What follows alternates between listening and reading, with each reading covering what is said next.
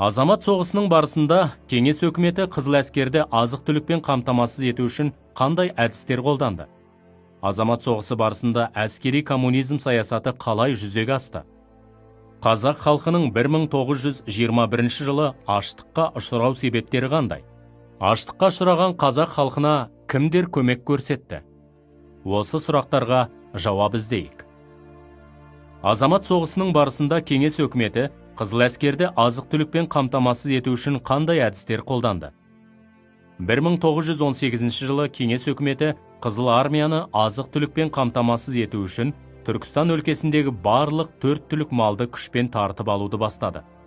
Бұл саясатты Түркістан майданының қолбасшысы Михаил Фрунзе асқан қатыгездікпен жүзеге асырды. Азамат соғысы барысында әскери коммунизм саясаты қалай жүзеге асты?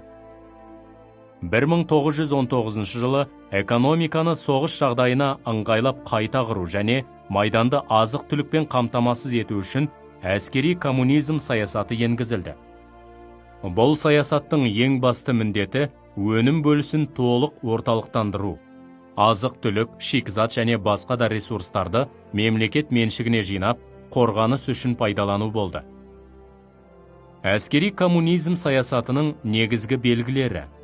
Бірінші, азық-түлік салғырты енгізілді.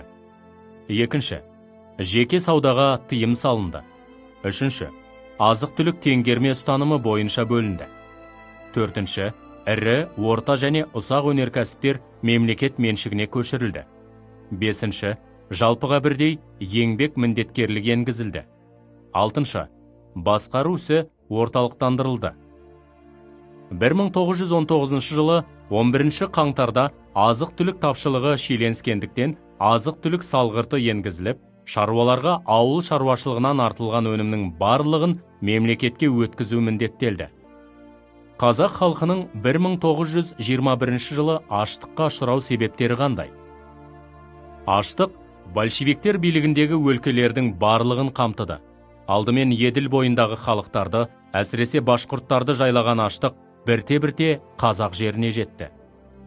1921 жылы коммунист Тоболин Түркістан өлкелік комитетіне қазақтар экономикалық тұрғыдан әлсіз халық болғандықтан бәрібір өліп бітуі тиіс. Сондықтан да революция үшін аштыққа қарсы күреспей, оның орнына майданды қолдау маңызды деген мәлімдеме жасады. Қазақтардың барлық азық-түлік малдары түгелімен Мәскеуге жеткізілді. Осылайша күн көрісінен, малынан айырылған қазақтар аштыққа ұшырап, ел ішінде індет аурулар тарады.